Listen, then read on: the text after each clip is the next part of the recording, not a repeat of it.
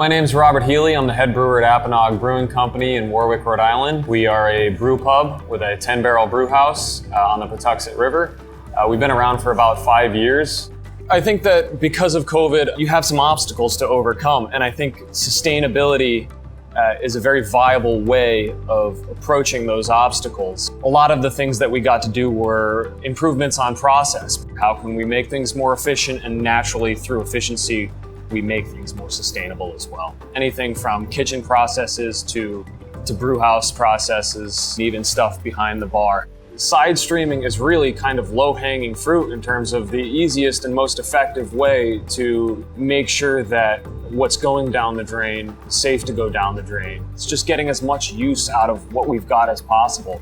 So when it comes to things like reusing the grain as feed for the cows, which I think is very commonplace in the brewing industry now, but we've also got things like we're in talks with some dispensaries about actually providing yeast, hops, and spent grain to facilitate their composting of cannabis byproducts. We capture all of our extra water from our heat exchangers. We capture that in a clean vessel and then use that for a lot of our other CIP processes, including other rinses. Not only does it reduce the water going down the drain, it reduces our costs because now I no longer have to draw on more water, coming from the tap. The other thing that we do too is pack techs. We'll go through, we'll clean them, sanitize them, and then reuse them. So that way it's a lot more of a closed loop between what's coming back and what we use. I am Tamara McKenney. I am the Brew EO and major owner of Apponaug Brewing Company. One of the big benefits we have being a brew pub is that we are a member of RIHA, which is Rhode Island Hospitality Association, and they are big proponents of a lot of programs that are out there. Rise Engineering runs one of the programs where they will come in and do a full energy audit. So we took advantage of that. It's free. Coming out of that was that our original refrigeration equipment needed some upgrades. So they put in all of these very high-tech temperature controllers, which overall has saved us about $3,000 a year. When we opened, we already had like LED light bulbs in place and that, but they would come in and replace all your light bulbs for free.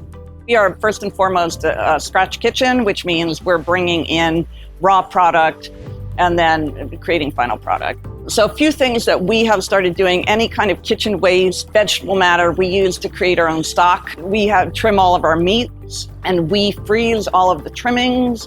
And then we have a lot of dog owners and dog people around here.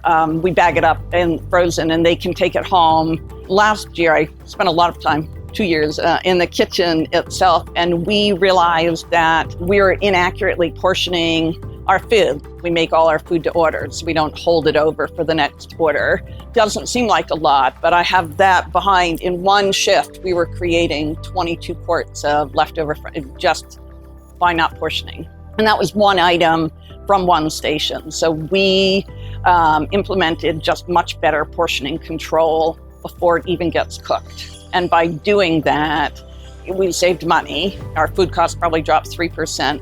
One of the things we do for sustainability is we recycle all of our cooking oil, and we do that through Newport biodiesel. We just dump our oil out, they collect it, the bin's always available. If we need an extra pickup, they come do that.